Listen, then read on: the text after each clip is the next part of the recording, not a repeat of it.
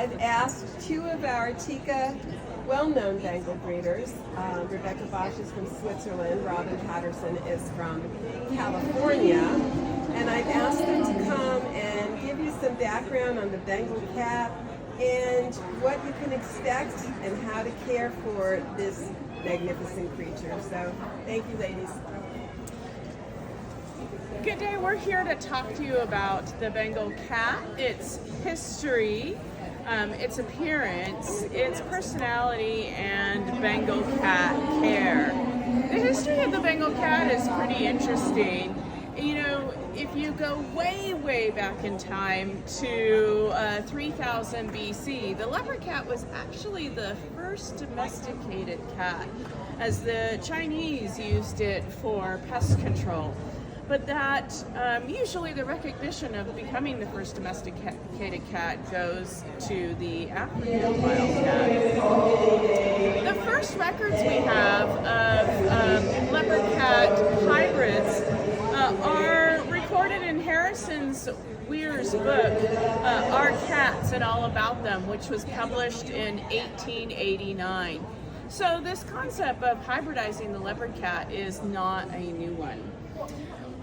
Different people have worked on hybrids over the years, and the 1970s is when the hybridization that led to the Bengal is really kind of began.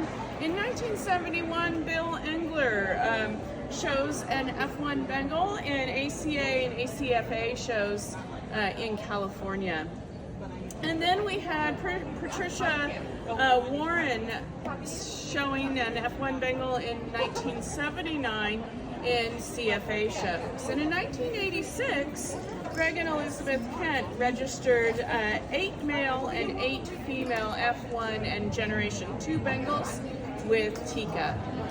However, we traditionally think about the beginning of the Bengal as being credited to Jean Mill. And she got her first cats from Dr. Centerwall. In 1971, Dr. Centerwall was researching the leopard cat because the leopard cat is immune to feline leukemia. So he wanted to study the inheritance of genetic diseases to see if there's anything that he could learn from the inherent passing down of this resistance. As it turned out, that the resistance to feline leukemia does not pass down, and he continued to do his research. In 1983, Jean Mill had the opportunity to kind of get back into experimenting with these hybrids. She placed an ad in Cats magazine that she was looking for exotics, so cats that were a hybrid between the leopard cat and the domestic cat. And Dr. Centerwall contacted her. He had some of his hybrids from his research study that were needing a new home. A trainer in Los Angeles who had been taking some of his cats, his house was getting worse, so he was looking for a new place to place some of these cats.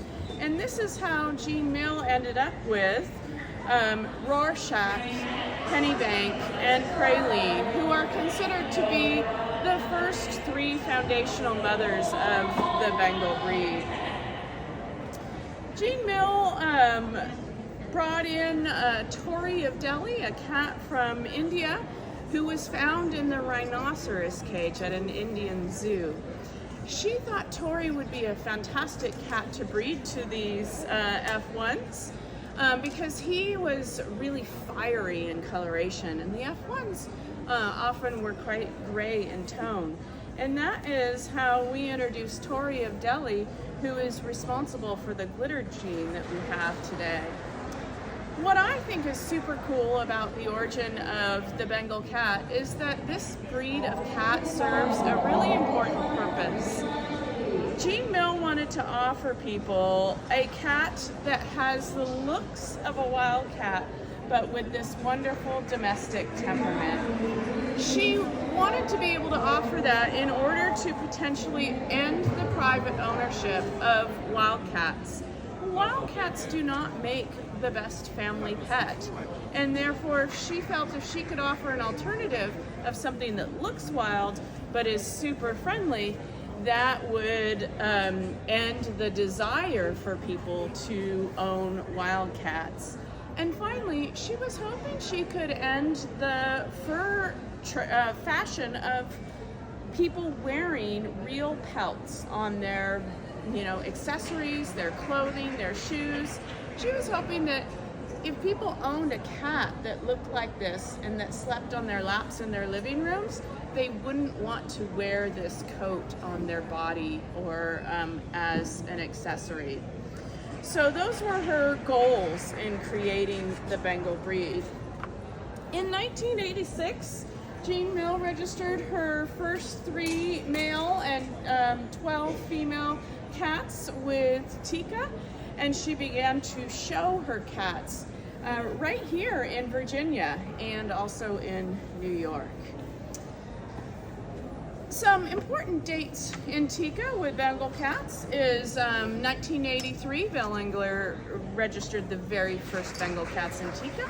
In 1991, Tika accepted the Bengal breed for championship. And 1993, just 2 years later, the Bengal became the most registered cat breed in Tika. And it remained the most registered cat breed in Tika until 2021, when it was just recently surpassed by the Maine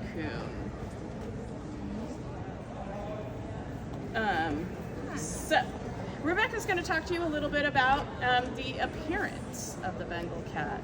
So, why a Bengal cat might be perfect for you? If you are considering adding a Bengal cat to your family, you are in for a treat.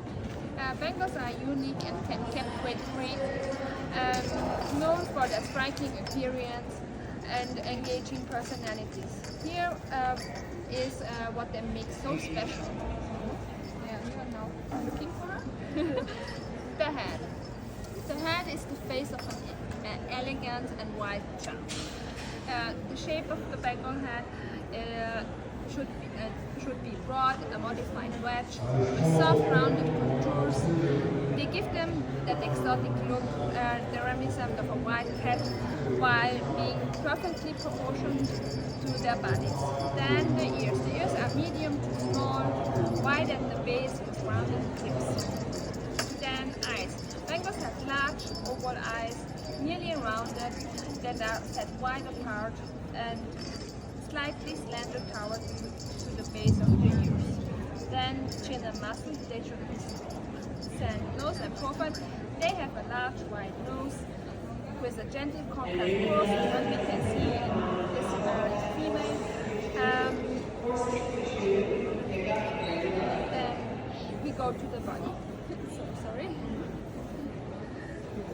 The torso there should be long and substantial with a medium to large in size. Of course, females normally are a little bit smaller than males. This is a female, for example. Then they should have medium length legs. The tail should be thick and also medium length with a rounded tip. And the musculature of the Bengals should be they should be really muscular built. Of course, females always looks a little bit smaller than males, and the musculature should be like sturdy.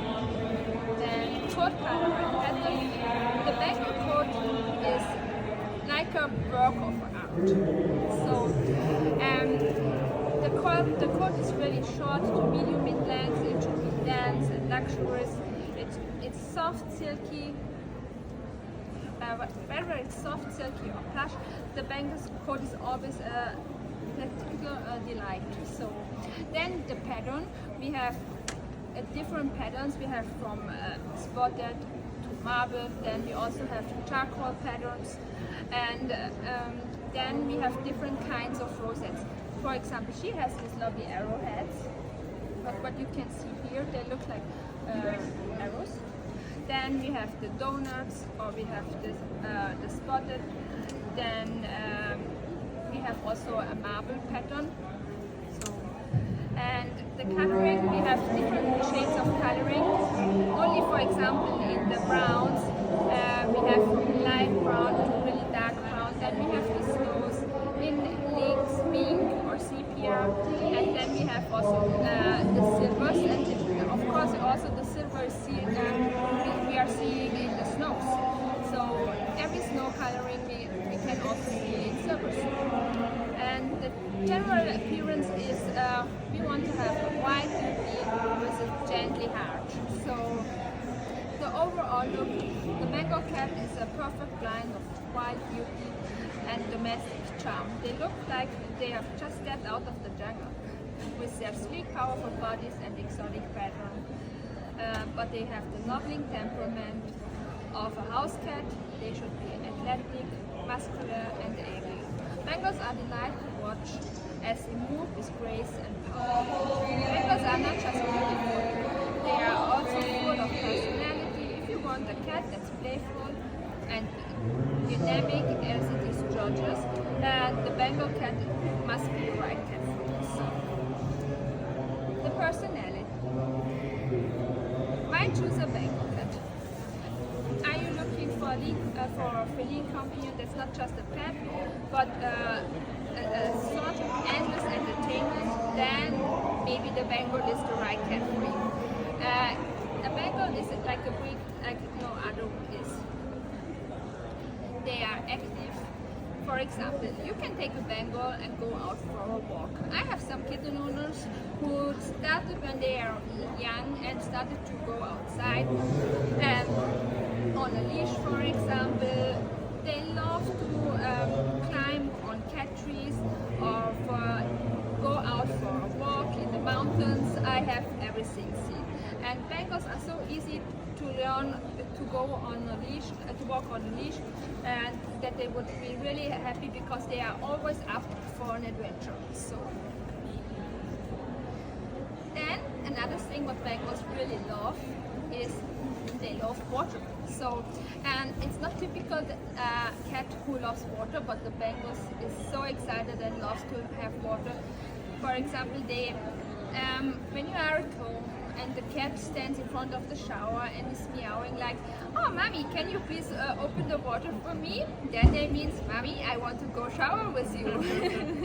And I'm so sorry for you, I couldn't show you on the screen because I did a video where a Bengal cat is sitting in front of the shower and asking her mommy for putting it on, and then he's standing under the shower and he's totally wet all over with water because they love water. So then Bengals are also really playful and entertaining.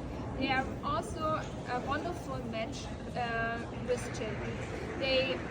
They love to be always by your side. For example, you are making the post. They want to sit in your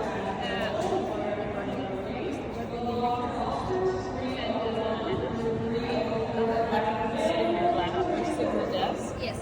So I'm sorry, I'm not a 100% English speaker, so I'm European. So yeah. They also drive for interaction, but often follow you from room to room, eager to be where the excitement in the moment could be. So wherever you are cooking, working, or you are relaxing, your Bengal will be standing next to you. So they are always ready to join us. So if your household enjoys lively, entertaining, and beautiful feline companionship of a Bengal, this would be an excellent choice for you. The unique blend of beauty, intelligence, and playfulness makes them the perfect addition to families who appreciate a cat with a zest for life. Choose a Bengal and bring home a cat that's not just a pet, but a dynamic part of your family. So now you're ready. So the last thing we're going to tell you about today is how to care for your Bengal. We're going to go over their food and water, litter box, grooming, home environment, and training. The first thing I want to make sure everybody knows is Bengals do not need special treatment. They are a domestic cat. So often we get asked, what's a good Bengal vet? Well, every vet is a good Bengal vet because they are, treated just like every other domestic cat. So Bengals do not have specific needs, and the needs that I'm going to go over today are not unique to them because they're Bengals. They are unique to them because they are a high energy, intelligent cat. And so what I'm going to tell you fits for every other high energy, intelligent cat. The food that Bengals thrive on, like every other cat, is going to be derived mostly from other animals. Cats are obligate carnivores, and that basically means that they do not have the enzymes to turn the nutrients that come from plant matter into something that their body can absorb. So when you're looking for foods, the first 5 ingredients should come from another animal. Then the food should not be more than 5% carbohydrates. Ideally, it wouldn't have any carbohydrates in it. And finally, the food does need to contain water. So water is a main ingredient that should be in that food. Due to the Bengal's high energy, it is likely to eat more than what most manufacturers recommend on their packaging. So when you're going to be feeding a Bengal, expect to feed it more than what the packaging says. Bengals do best on a routine, and the cat's natural body rhythm is to expel energy. If it were out in the wild, it would hunt, and then to eat calories. So if you can put your cat on a play and then eat routine, that would keep its body in the natural body rhythm it would have in nature. And another suggestion I have for you in regard to food is never feed your Bengal first thing in the morning. These are very smart cats, and if your getting up means the cat gets fed, then guess what happens? The cat wakes you up earlier and earlier and earlier because it means it's breakfast time earlier. So make sure that you go through your normal daily routines, such as getting a cup of coffee, eating your breakfast, taking your shower before you feed your cat. Water is a really important property for the cat to have. They need to have clean, fresh water. If you give them water in a water bowl, it's best to change that water bowl daily. If you use a water fountain, they love the water fountains. Often they turn into toys, but the water fountain needs to be properly cleaned. There are a couple things with Bengals, because they like water, that you just want to be expected to do around your home. And one is you're going to need to keep your toilet lids closed, because if your toilet lids are not closed, then your toilet becomes a fantastic toy. And the other thing is you're probably going to end up using water bottles around your house rather than having cups of water. Otherwise, those cups of water go over the edge of the table. I don't encourage you to have your Bengal drink from faucets. Otherwise, you will become the slave to the faucet. So, the next thing I wanted to talk to you about is litter boxes. What do Bengals want in a litter box? Well, Bengals really want litter boxes that are large, open-topped, and have unscented, soft litter in them. And that's why, while they are not the largest breed that we have in the cat fancy, they are a long-bodied breed. And so they like to have a lot of space in that litter box. They like the litter box to be open-topped because in a wild, going to the bathroom is kind of the cat's most vulnerable point in time. So it wants to be able to see everywhere to feel secure while it uses the litter box. And then finally, unscented soft litter. The litter that can most replicate sand is going to be the most ideal litter for the Bengal. You want to just follow the traditional litter box rules that apply to cat ownership. Having one more litter box than you have cat. Having a litter box on each level of your house if your house has multiple levels. And then having litter boxes in high visibility locations. And sometimes that means having litter boxes where we'd rather not have them as people. So at that point, I recommend using something like a piece of furniture where you can disguise and put a litter box inside. And while that's not an open-topped litter box, it still is that compromise. It gives you a litter box in the high visibility location, and then someplace else in your house you would have that open-top litter box. With grooming is super easy with Bengals. You don't have to do any. They do it for you. Even though long-haired Bengals don't need to be groomed. They are a single coated breed, so they do not have that downy undercoat, and their coat is very soft, so in the long hair it does not get matted. So you simply don't have to do any grooming for your Bengal. The best thing you can do to keep your cat's coat in best shape is to feed it a diet high in omega-3s and water. With your home environment, there's a couple things you can do that promote meeting the Bengal's both physical and mental needs. So the one is you do want to have space to play. Bengals like to play with those wand toys where there's a string and there's something on the end and you can fly them around and they will jump up into the air, 6-7 feet in the air.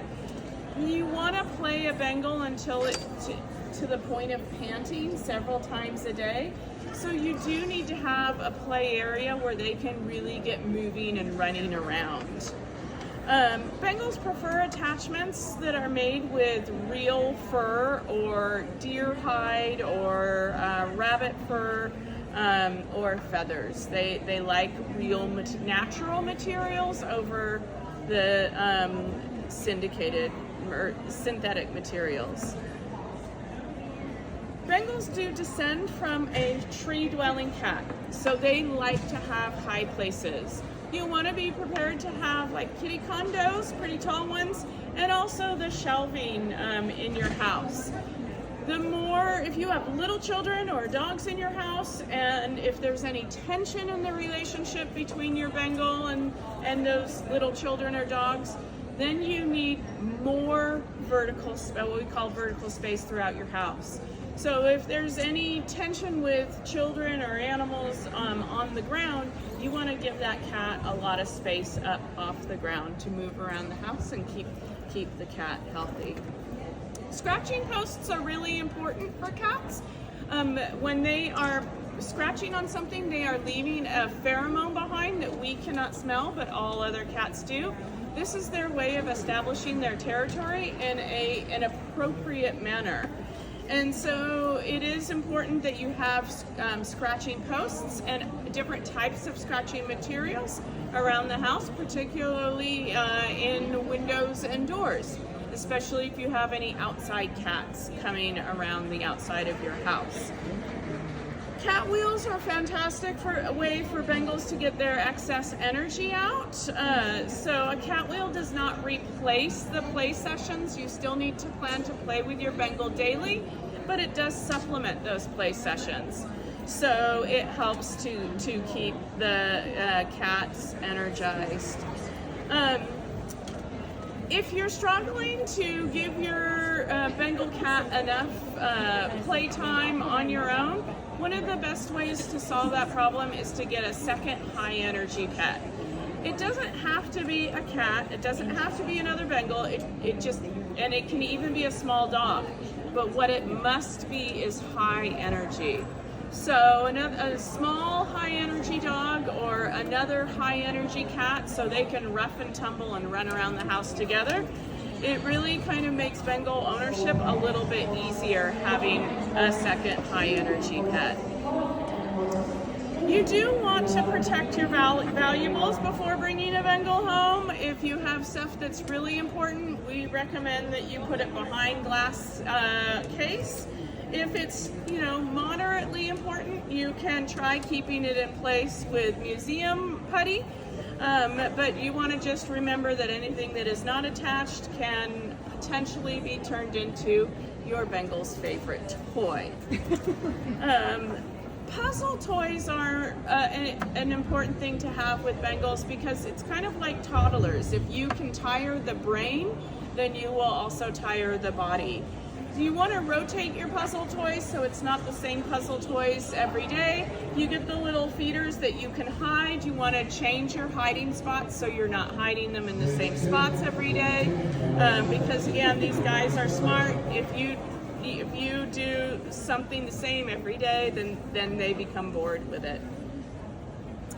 Cat TV is another great way to stimulate the brain. It can be literally, you can turn on a bird show on your TV and have it watch the bird show on TV, or you can place a bird or squirrel feeder outside a window of your home, and the cat can watch the animals as they come to the feeder, but be safely kept away from those little snacks outside. Bengals are considered to be one of the most trainable cat breeds, and the best way to satisfy their mind is to train them. So they are an excellent cat for people who are thinking about harness training. Rebecca already talked to you about harness training being quite a common thing for people to do. Harness training is nice because it stimulates them both mentally and physically. You just want to remember that they are not a dog. If you're going to harness train, it is something that you need to keep up consistently. It's not something you can do once a month and then expect the cat's going to go out on a 5-mile hike with you once a month.